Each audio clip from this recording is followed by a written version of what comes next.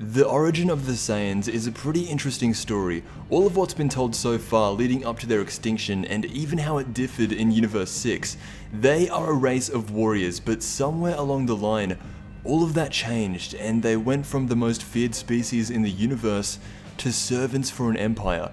How it got to that point had a lot to do with their leadership and their king. When they needed him most, he failed. The Saiyans didn't always live on planet Vegeta. Before that, they lived on a planet called Sadala, and if you're familiar with Dragon Ball Super, it is still the home planet of the Universe 6 Saiyans. The Universe 6 Saiyans, while it's interesting to note, right now they have no relation to Universe 7's history. This is such an untold Dragon Ball story. It has so much significance on the rest of the series, and we only have that foundation. The rundown is that planet Sadala was where the original Saiyans came from. However, the nature of Saiyans at the time, they were primal, instinctive, and there was a lot of conflict between the race. So there was a civil war between Saiyans, and a lot of people think that's where Yamoshi came in and put his foot down, ending the civil war and becoming the first Super Saiyan in existence. What happened next was the remaining Saiyans left the planet and they just flew, eventually landing on a planet called Plant. When they arrived, there was another group of people on the planet too,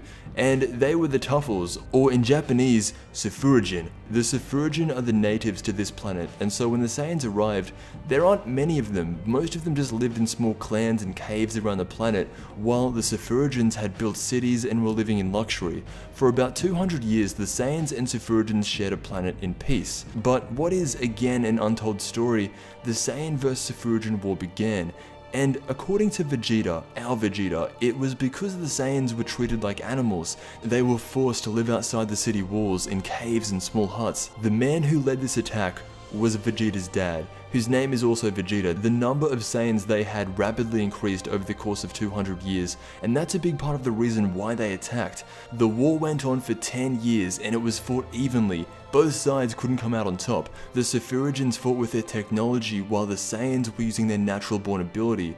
Until something happened. On what is soon to be known as Planet Vegeta, a full moon only comes around once every 8 years, and when it did, that gave the Saiyans the advantage in the war, being able to utilize what they really are, and as soon as they did, the war ended. The Saiyans had too much power in numbers and the Sufurajins were wiped out completely. Because of this victory, they renamed the planet to Vegeta and made him their king. However, about a year after their victory, they got discovered by Frieza. He recognizes them as a strong race and he employs the Saiyans to work for him.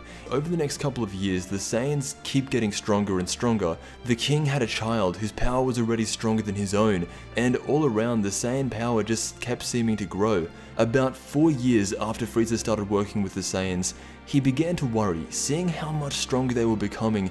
He was afraid that one day, collectively, they might all be too much, just like they were with the Sufurajins. Frieza wasn't scared of a single Saiyan, it was all of them. He was worried about taking on 50,000 great apes jumping him from every angle, so the king sensed this and started plotting against him. There is a scene where King Vegeta gathers up all his troops, just like he would have done against the Sufurajins, but as soon as they see Frieza face to face, they go numb, and instantly, without even trying, Frieza kills the king, and soon after, in that famous scene, wipes out the rest of the Saiyan race, only sparing very few who were sent out to other planets. That is the story and origin of the Saiyans and how King Vegeta became to be. The good news is, even though a lot of it is just foundation work, it's getting expanded in a movie by December this year. I want to thank you so much for watching, and I'll see you in the next Dragon Ball video.